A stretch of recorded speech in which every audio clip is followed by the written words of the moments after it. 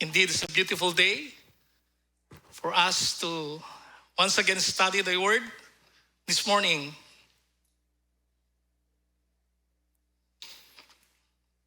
Today, we'll continue our sermon series on the book of Matthew. We are now in the 5th month of the year. We started a sermon series in January. May na po ngayon. May na po ngayon. And as we continue our sermon series, actually we have titled it Authentic Love. Love God completely and love others selflessly. If I may ask you, saan na po tayo sa katagang love God completely and love others selflessly? Saan na po tayo ngayon? Have we put those phrases into action? As I've said, we are now on our 5th month. Pwede po tayong tumingin sa kaliwa at sa kanan. Naramdaman ba ng kapatid natin na nasa kaliwa o nasa kanan yung ating pagpapamalas ng salitang love God completely and love others selfishly? This morning, I've entitled my message to My Passion, His Compassion. This is all about the miracle or the feeding of 5,000 found in Matthew 14, verses 13 to 21. That's the feeding of 5,000. And the feeding of 4,000 in Matthew 15, 32 to 39. Matthew 14 po yon, hindi po 13. And this miracle or feeding of 5,000 is actually written not just in the book of Matthew. Last time, I think si Pastor Jason, nabanggit po niya na kung pag-aaral tayo ng salitang Panginoon, hindi lang yung isa, kundi sasakopin natin, we have to look at the big picture. So this was recorded by Matthew, Mark, Luke, and John. In the four Gospels. Okay? And this is just one of the two instances. One is the feeding of 5,000 and the other one is resurrection. That was written by in the four Gospels. Matthew was an eyewitness together with John.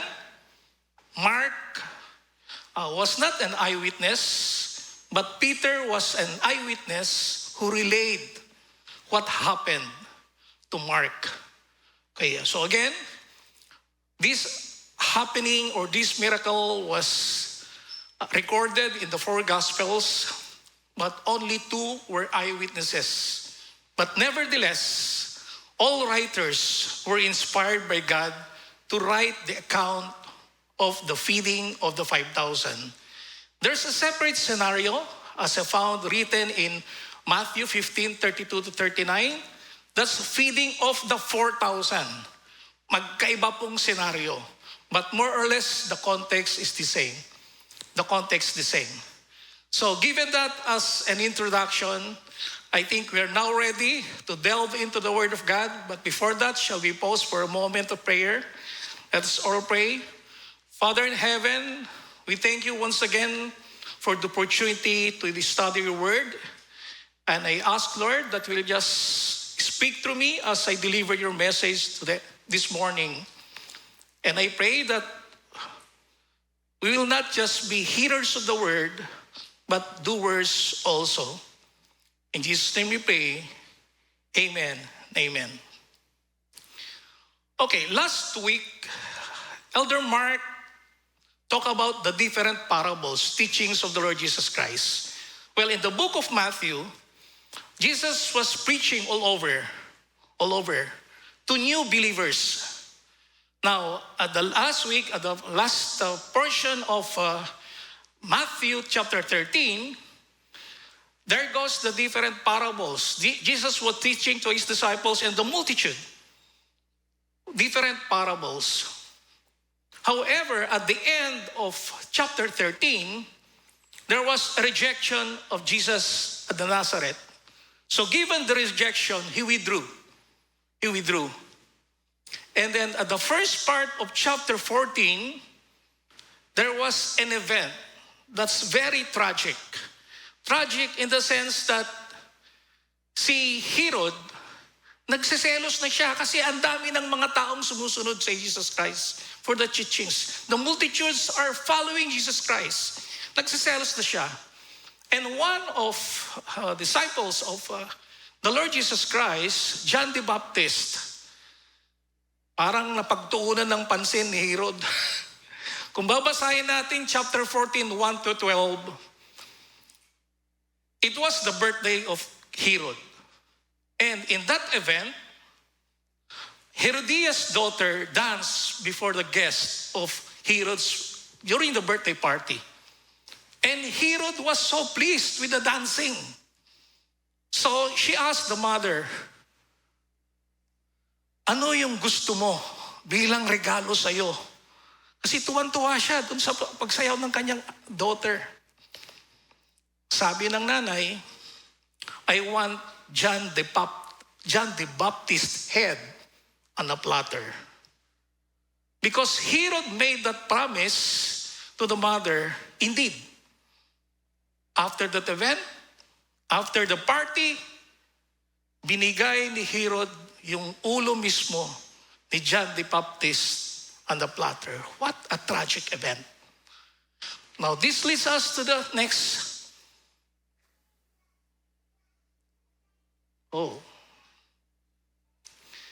To this scenario, introducing our text this morning, with that news, Jesus withdraws to the solitary place. Starting in verse 13, it says, now when Jesus heard about John, he withdrew from there in a boat to a secluded place by himself. And when the people heard about this, they followed him on foot on the cities. Okay. In other texts, it was mentioned it was in Bethsaida. So nung narinig ni Jesus Christ about the news of the death of John the Baptist, he withdrew. Yes, Jesus was a man, 100% man, but also 100% God. Hearing the news na pagkamatay ng isang pinsan, a relative, a close friend, sino bang hindi mababagabag?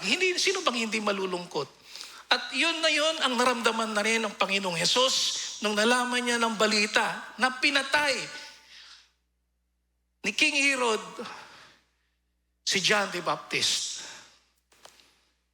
So when he heard the news, he withdrew to a boat in solitary place near Bethsaida. Ito papansin natin sa mapa, it was a lake. So he boarded a boat towards Bethsaida, doon sa taas. However, the people on foot, sinusundan siya. Kaya pagdating niya sa Bethsaida, the southern portion of Galilee, nandoon na uli yung mga tao. And when he saw the crowd, when he came ashore, he saw a large crowd and felt compassion for them. Ano po yung compassion na sinasabi dito? Today we'll focus on the compassion of Jesus Christ. What are the characteristics of God's compassion? First, Jesus' compassion demonstrates an unselfish life. Imagine, sabi ko nga kanina, pagod na siya at lungkot na siya dahil sa balita.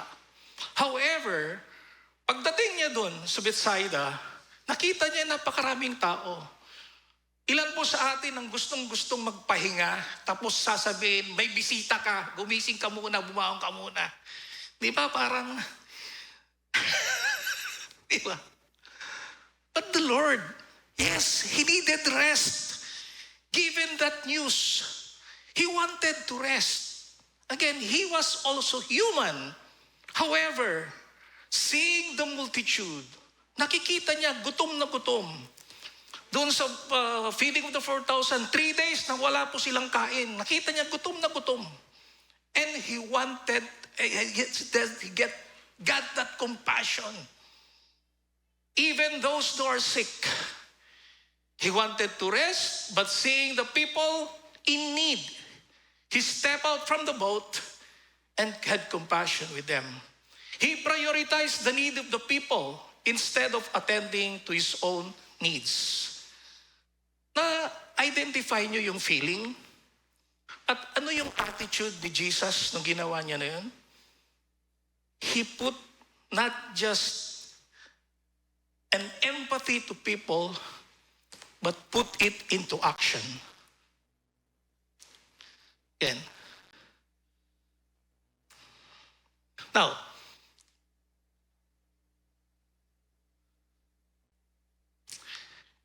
in the Baker's Evangelical Dictionary, compassion is defined as human disposition that fuels acts. I highlighted the word acts. Acts of kindness and mercy. Compassion is the form of love and is around within us when we're confronted with those who suffer and are vulnerable. How many of us have experienced or have witnessed isang motorista, nabangga niya, isang rider, nabangga niya isang pedestrian, nasaktan yung pedestrian na tumba. Probably you were in the car together with somebody and you saw that person na nabangga. Anong gagawin mo? Usually, ay, kawawa naman. That's empathy. But how do we define compassion? How does compassion come into place in that particular scenario? Acts, action. Compassion often produces action to alleviate the suffering. Hindi mo lang sasabihin, kawawa naman siya. Sabi ng katabi mo sa kotse, oo nga, kawawa. Wala naman kayong ginawa. That's not compassion. Compassion is putting your empathy into action. So, Jesus' compassion was like that. Hindi lang niya tinignan yung mga tao. O, bahala kayo dyan. Sige, madutom kayo. No. Yung compassion niya nandoon. And later, malaman natin what he did. Jesus' compassion, one of the characteristics, in fact, compassion is one of the characteristics of the Lord Jesus Christ. Compassion is, as I've stated, it's an internal yearning of sympathy and concern for other people with great needs. And Jesus' compassion moved him to do things for the people. Kailangan meron siyang gawin nung nakita niya. Meron siyang gagawin. Hindi lang basta panunuorin niya sila. Again, mga kapatid, we have been preaching loving others, loving God completely, and loving others selflessly. How have we been putting these things into action? Does your life bear the marks of the compassion of Christ for other people? Or, oo nga, kawawa nga sila.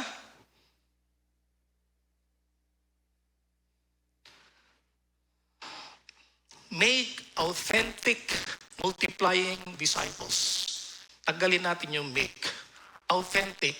Tanggalin mo natin yung multiplying. Authentic disciples. As believers, if we say we are authentic disciples, we are authentic followers of the Lord Jesus Christ. GCFers, we are to follow and imitate Christ's compassion and walk in His ways. We must embrace the same kind of attitude of humility and selflessness. Again, imagine niyo, tumingin kayo sa kaliwa niyo, tumingin kayo sa kanan niyo. Just imagine how many of our brothers and sisters who need such kind of compassion. Now, this is the kind of life that we need to put into action. Not just inside the church, but most especially when we are out from this building.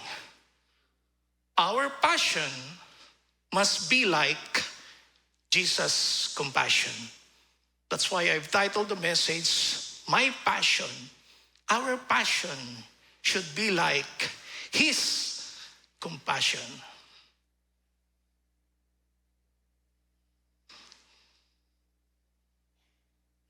Again, is caring for other people one of your passions?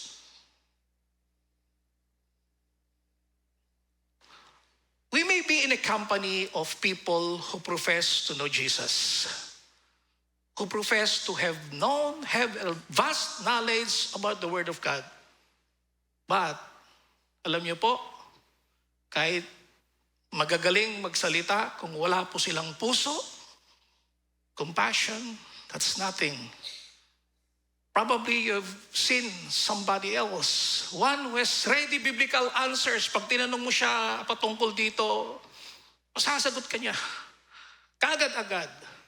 But doesn't care for others' needs. My dear brothers, the lesson is we have to put our compassion into action. That's compassion. We have to be like Christ. Philippians 2:1-7, sabi doon, therefore, if there is any encouragement in Christ, if any consolation of love, if any fellowship of the Spirit, if any affection and compassion, make my joy complete by being of the same mind. As believers, we must have the same mind that the Lord Jesus Christ. Let us be like Christ. We have to imitate Christ. Be like Him. Do nothing from selfishness or empty conceit, but with humility, consider one another as more important than yourselves, and do not merely look out for your own personal interest, but also for the interest of others. And have this attitude in yourselves, which was also in Christ Jesus, who, as He already existed in the form of God, again, Jesus, not just a man, He was also God, did not consider equality with God something to be grasped, but emptied Himself by taking the form of a bondservant and being born in the likeness of men. Yes, we are to emulate the Lord Jesus Christ, not just inside this hall, but most especially when we are out of the building. How do we define love? Do we really know how to love other people selflessly and to have compassion for other people? Ito, nakalagay dito. Loving others selflessly. Do we really know how do we define love and loving others selflessly? How our words and actions, yung ating bang mga salita, ano yung sinasabi? Sa isip, salita, at hindi ko ginagawa. Yeah. Do our words and actions affect other people? It speaks of compassion. Have you been putting those into action? Loving God completely and loving others selflessly. The book of Corinthians, 1 Corinthians chapter 13, defines what love is. And this struck me the most. Alam niyo po, even sa ating mga anak, habang sila'y bata, I love you, I love you, I love you, Daddy. Or sa ating mga next gen, how many times na pinagsabihan kayo ng I love you? Anong sabi sa 1 Corinthians 13? If I speak with the tongues of mankind, of angels, but do not have love. Do not have love. Kung walang love, I have become a noisy gong or a clanging cymbal. Kung walang pagmamahal, meaning walang aksyon, wala kang pinaparamdam. Sabihin mo lang yan ng sabihin, wala yun. You are just like a noisy gong or a clanging cymbal. Because love is patient, love is kind, it is not jealous, and so on and so forth. This is how we should define love is. And that's the kind of love that the Lord Jesus Christ wants us to imitate. Loving God, loving others selflessly. During pandemic, this is very evident. Ang daming nag-share, very compassionate to other people. Kahit sa kapitbahay. Pero ngayon, wala ng pandemic. Ginagawa pa rin ba natin to? Bukas ba sa ating loob ang mamigay pa rin? Wala ng pandemic. Again, imagine, lumingin kayo sa kaliwa, lumingin kayo sa kanan. Ano yung pangangailangan nila? Do you have compassion with them? Sinasabi ko po ito kasi meron po tayong mga outreaches in Talumpok, in Balayan, sa Airbase, sa Qatar, sa P2. Kung di po natin magawa dito sa atin sa loob, paano pa kaya natin i-share? Meron kaya tayong kaparehong compassion sa ibang tao? Yes, this is the kind of love, whether may pandemic man o wala, this is the kind of love that we need to embrace conscientiously and intentionally. A love that is unselfish and putting others before ourselves. Now, moving on to the next topic. Let's continue. In verse 15, it says, "Now when it was evening, the disciples came to him and said, 'This place is secluded and the hour is already past to eat. Send the crowds away, so they may go into their villages and buy food for themselves.'" Remember yung mapa? May mga villages. So sabi ng mga disciples, paggabi na, Jesus, paggabi na. Wala tayong pampakain sa kanila. Siguro pauwi na natin sila at bumili sila ng pagkain nila. I highlighted the crowds away. Okay. But Jesus said to them, they do not need to go. You give them something to eat. I highlighted that. You give them something to eat. They said to him, "We have nothing here except 5 loaves and 2 fish. And he said, "Bring them here to me." I mentioned earlier, there were 2 eyewitnesses, Matthew and John. Si John medyo specific yung nakita niya at yun ang sinulat niya. So, the same scenario, the same scene, but different writers. This time, John said, lifting up his eyes, referring to Jesus, then, and seeing that a large crowd was coming toward him, Jesus said to Philip, so tinawag niya Philip, one of the disciples, "Where are we to buy bread so that these people may eat?" Jesus was asking. Well, Jesus said this to test Philip, to test him. For he himself knew what he would do. Alam ni Jesus kung anong gagawin niya. He was just testing the disciples. Okay, now, before we proceed to that scenario, let's dig in deeper the subject of Jesus' compassion. As I mentioned earlier, there were 2 instances, 2 events that occurred. One is the feeding of 5,000 and feeding of the 4,000. The first scenario, feeding of 5,000. Actually, plus yun. Kasi nabanggit sa Bible, feeding of 5,000 men. Hindi kasama doon yung mga kababaihan at mga bata. So, if this hall occupies around 500, 5,000, that's times 10, multiply it by 10, and then multiply it with another 10, or even 3 times. Okay, 5,000 kasi may mga anak. So more or less mga 20,000. Who are they? They are Jews. And the location was in Bethsaida. Okay, Jews. Okay, they were following Jesus because they've heard about his teachings, miracles, and healings. Note that 5,000, hindi po lahat mga believers. They were following Him because meron silang kailangan kay Jesus. Kailangan nilang magpagamot. Sari-sari. They went there with various reasons, with various interests.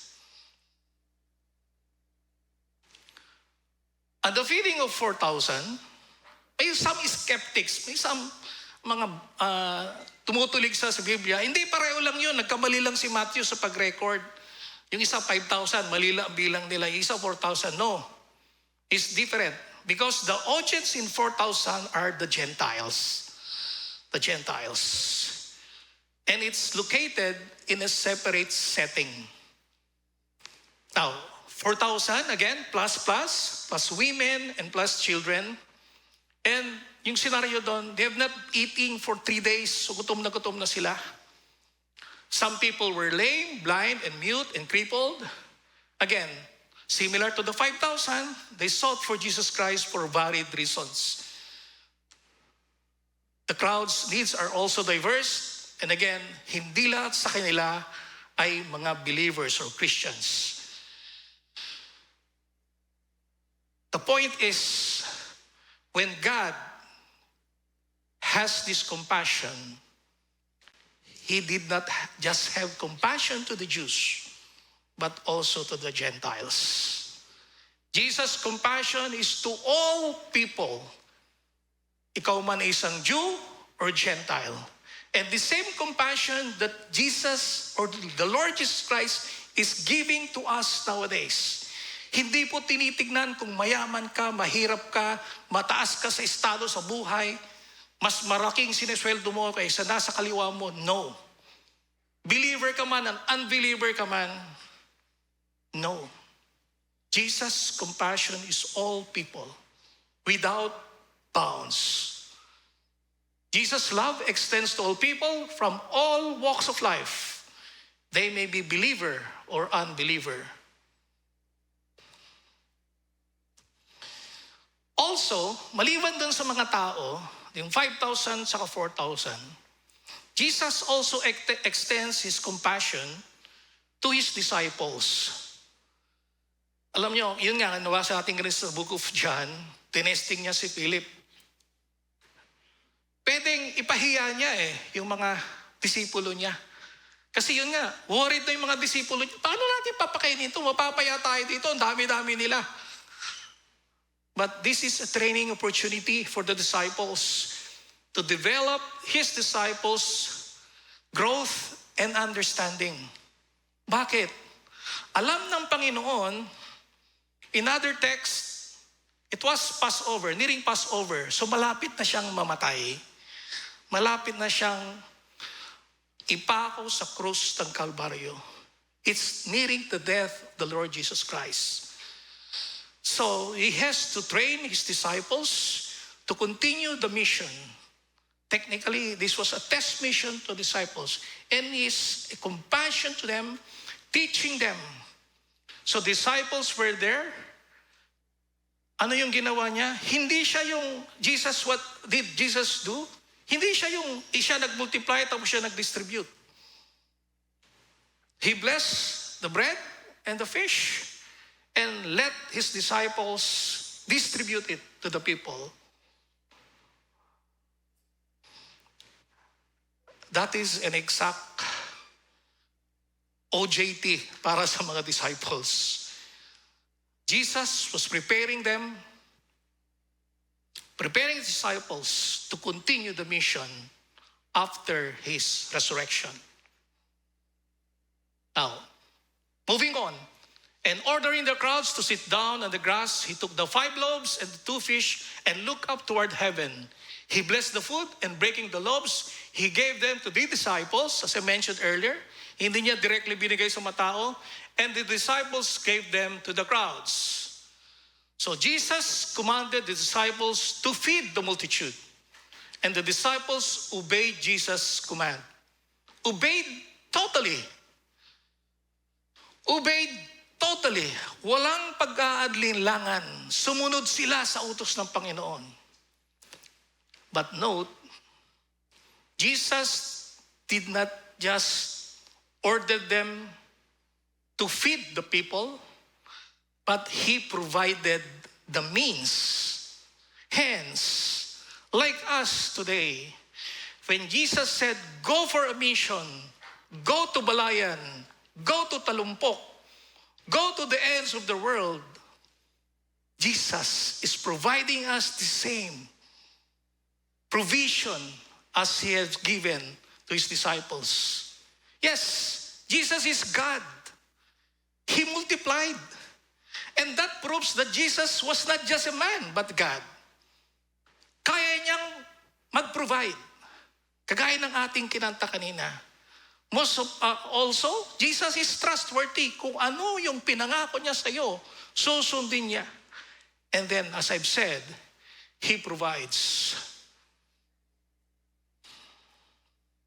Mga kapatid, yes, aside from these two that we're here, we are so called to make disciples in all nations. How are we responding to God's command? Are we passionate enough to follow God's command?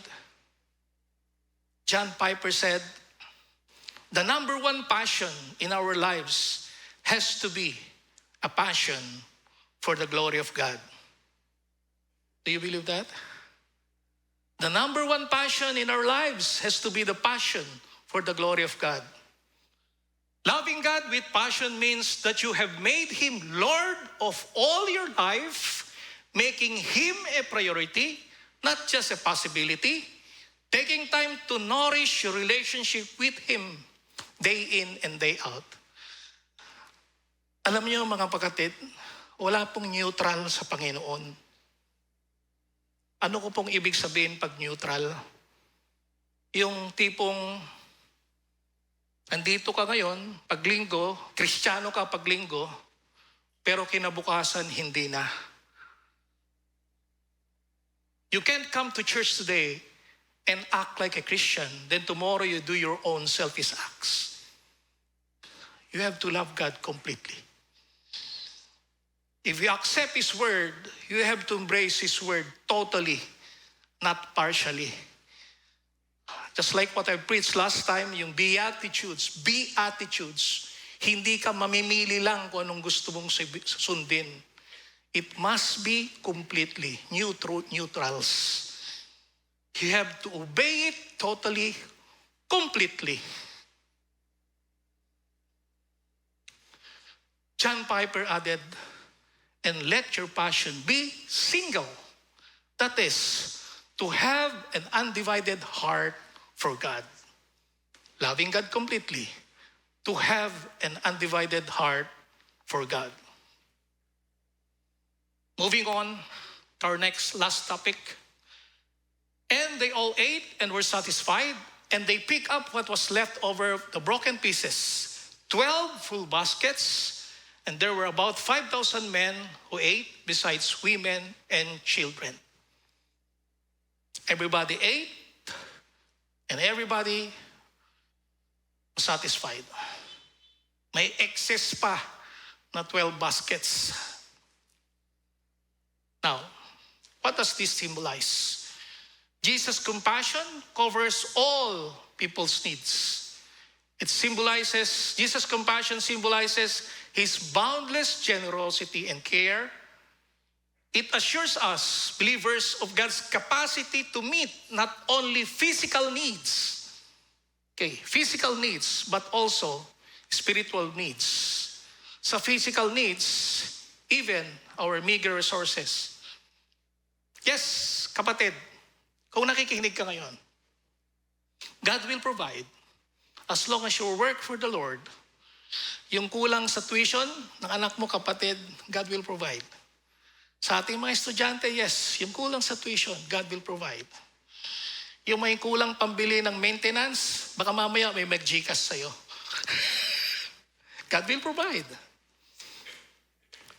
Alam niyo po, again, tumingin kayo sa kaliwa at sa kanan. Probably sabihin niyo, hindi akong kakayanan eh. Ito lang yung sinesweldo ko. Pero tignan niyo yung nasa kaliwa at sa kanan niyo.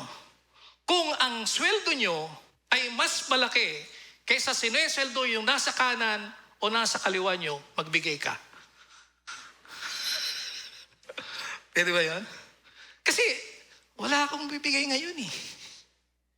At again, we are blessed by God to share to others.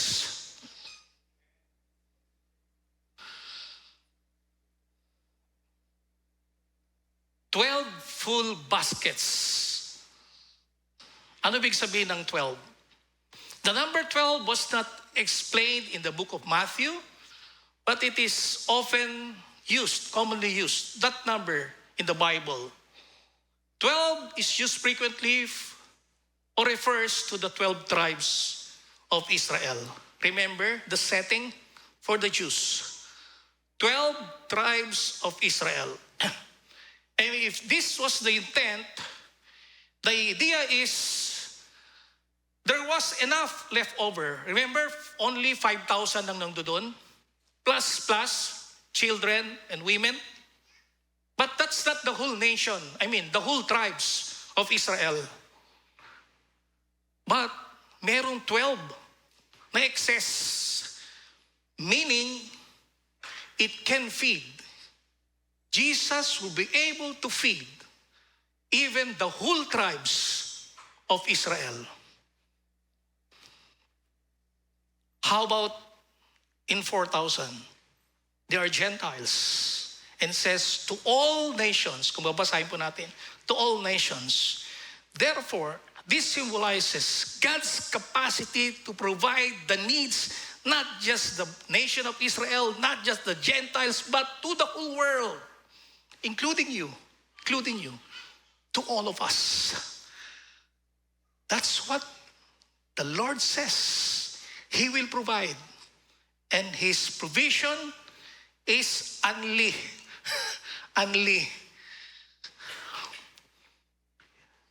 And as a Messiah, Jesus, more than a prophet, kung babasahin niyo mo sa bang translation, sabi ng mga tao, siya nga ay prophet. Hindi po siya prophet. Hindi siya propeta lang. He was the Messiah. He was a God. Yes, He came in as a 100% man, but He was also 100% God. That's why He did the miracle. As Messiah, Jesus, more than a prophet, was fully able to meet all the needs of nations. And this miracle is a foretaste, and I would like to emphasize that. This miracle is a foretaste of the kingdom of God, where God's provision is complete and universal. Are you excited when we see each other in God's kingdom during His second coming? This is a foretaste of the great messianic banquet when everyone will be satisfied. Wala nang may sakit, wala nang may arthritis, wala nang high blood, lahat tayo, everything will be provided, everything, and will be for the glory of God. That's the God's kingdom that's in store for all believers, including you, if you do believe in the Lord Jesus Christ. At this point, God is calling us to put our compassion into action. With the miracle of 5,000 and miracle of feeding of the 4,000, God is calling us and reminding us, all believers, to trust in Jesus. To keep the faith by bringing in our resources, no matter how they are small, because God will multiply them to meet all our needs to further His glory. Also, this is a call for discipleship and ministry, reminding us, believers, to participate in the work. Huwag po tayong nakaupo lang dito. Tuwing Sunday, we are commanded, and this is a call to further the discipleship and ministry of GCF Batangas, the Lord's Church, to participate in the work for His kingdom. Mga kapatid, does your passion represent Jesus' compassion? Can you say your passion must be Jesus' compassion? As believers, we need to have the same compassion that Jesus did. We need to emulate the passion that Jesus did. He provides. He completely provides.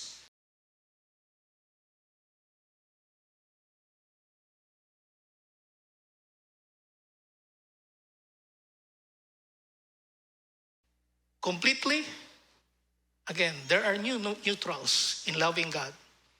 We have to love God completely and love others selflessly. May your passion be like Jesus' compassion. May God bless us all.